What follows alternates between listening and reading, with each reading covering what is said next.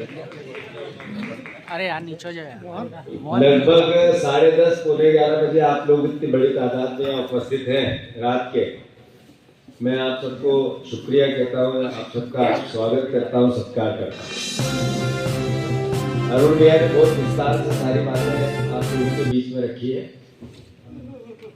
आदरणीय अरुण भैया, आदरणीय सचिन भैया, आदरणीय हमारे वरो सबसे वृद्ध और सबसे अनुभवी आदरणीय काजी जी, आदरणीय जिला कांग्रेस अध्यक्ष जी, आदरणीय यासी भैया, आदरणीय हमारे बड़े भाई शेरा भैया, अभी नारे लग रहे थे आया आया शेर आया, तो आदरणीय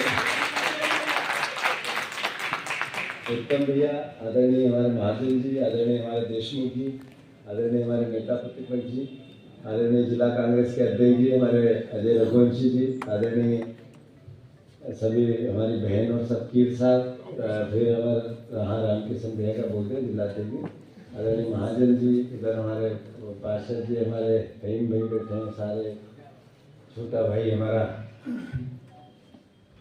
भाई साहब जो संचालन संतोष भैया कर रहे हैं, और सब वरिष्ठजन यहाँ सामने बैठे हैं, बड़े बड़े नेता भी हैं। मैं सबको अस्सलाम वालेकुम करता हूँ, सबको शुक्रिया करता हूँ।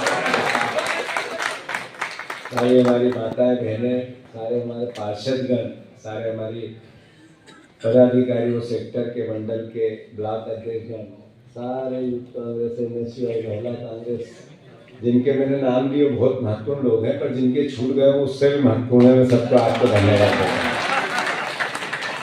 साथियों, बात इतनी है कि रात को लगभग 11 बजे हम सब यहाँ एकत्रित होके क्या मंथन करने आए, क्या बात करने आए, क्या आपस में चर्चा करने के लिए आए।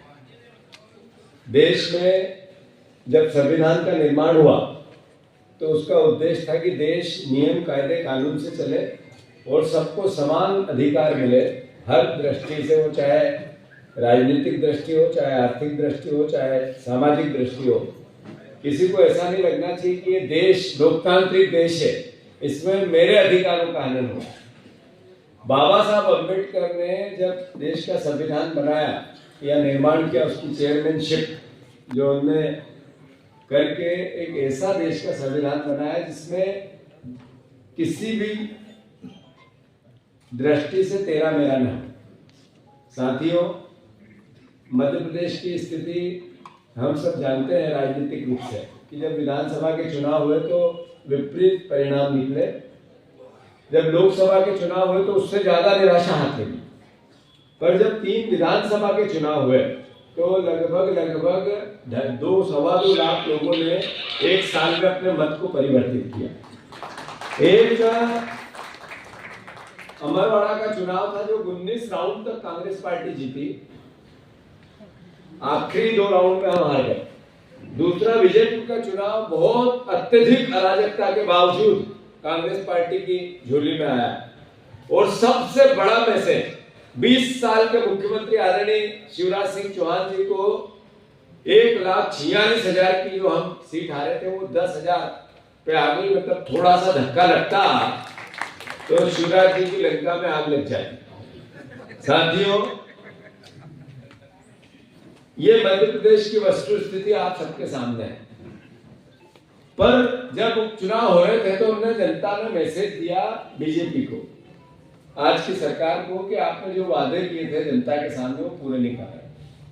और हमें भी एक मैसेज दिया कि कांग्रेस भी अपने विचार के साथ एकजुटता से विपक्ष की भूमिका सही तरीके से निभाए। मैं मानता हूं ये दायित्व हमारा है, हम अच्छे से करेंगे, ताकत से करेंगे। एक दिन भी पार्टी को ताकतवर बनाने में कोई कसर बाकी नहीं छोड़ेंगे। साथियों, पार्टी ने बहुत चिंतन किया, गहन मंथन किया कि आखिर कांग्रेस पार्टी के संगठन को मजबूत करना 2 दृष्टि से, एक निचले ब्लॉक और बूथ स्तर तक, ग्राम पंचायत और वार्ड स्तर तक पार्टी कैसे स्ट्रेंथन हो, ताकतवर बने। दूसरा वैचारिक रूप से कैसे कांग्रेस पार्टी ताकतवर बने। क्या विचार है कांग्रेस पार्टी का? कांग्रेस पार्टी का विचार है सर्वधर्म संभाव का। कांग्रेस पार्टी का विचार है अभी मैं ताली की बात बोलूंगा, जब बोलूंगा कि बजाना, अभी रुकना है। कांग्रेस पार्टी का विचार है मानवता का, इंसानियत का, जिसका एक उद्देश्य हिंदू मुस्लिम सिख ईसाई आपस में है भाई भाई। इस मिट्टी में, इस देश की माटी में ये प्राचीन काल से चलता आया वसुधैव कुटुंब की बात, मतलब पूरा विश्व एक कुटुंब है।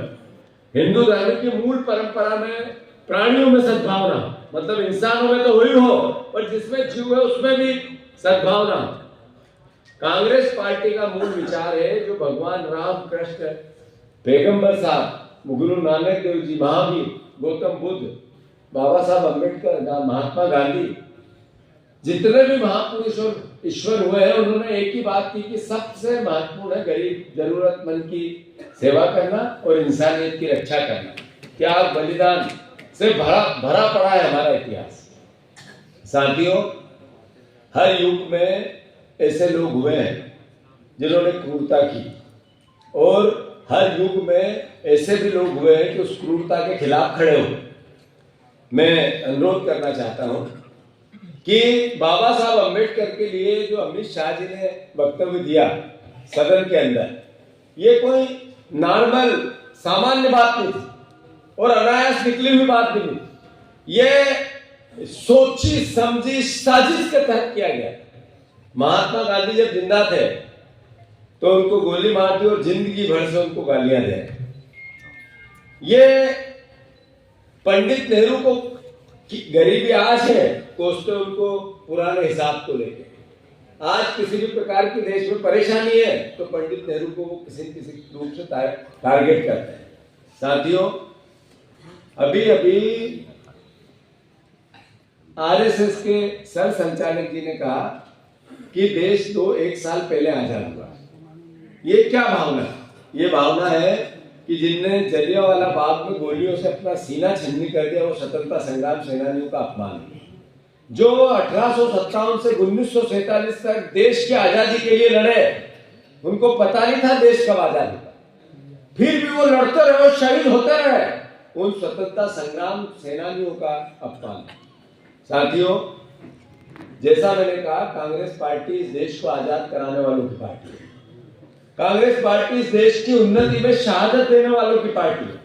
कांग्रेस पार्टी इस देश के मौलिक अधिकारों की रक्षा कैसे हो, आम जनता को वो अधिकार जो उस देश में उसको स्वतंत्र बनाता है उसकी रक्षा कैसे हो, उस संविधान की जो देश के विधान को सुरक्षित रखता है उस संविधान की रक्षा कैसे हो, ये जिम्मेवारी आज की पीढ़ी पे, आप पे और हम पे।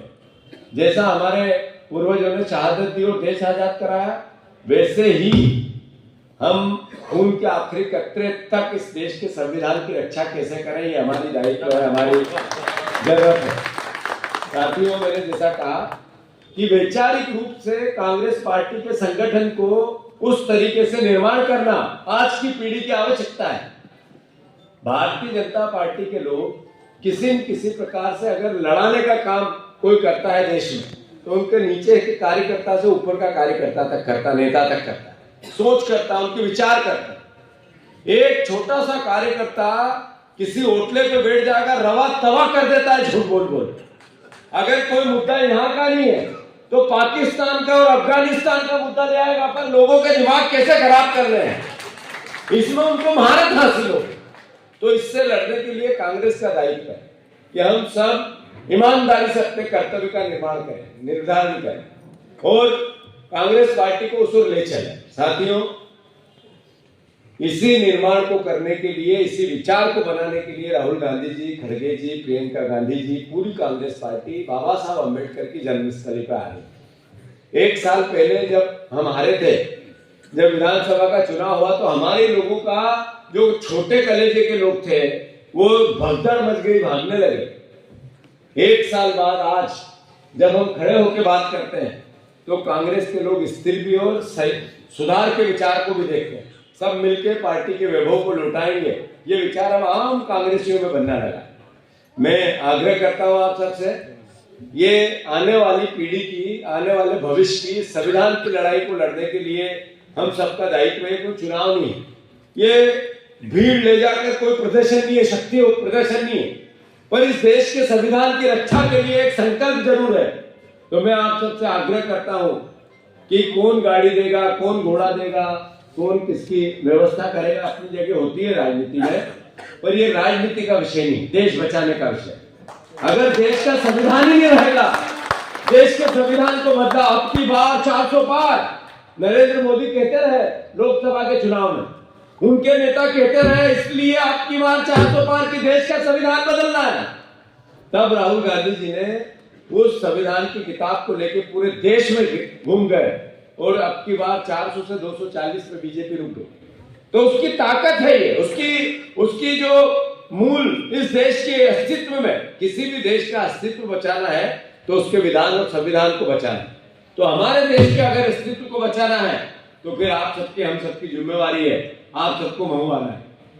कोई इससे पहले कोई प्रदेश अध्यक्ष इतना निमंत्रण देने, कोई बड़े नेता नहीं आते थे, फोन पे अध्यक्षों को कहते थे, ब्लॉक अध्यक्षों को फोन आ रहे होंगे, पार्षदों को फोन आएंगे, नहीं आए तो आएंगे भी सही और आ भी रहे होंगे।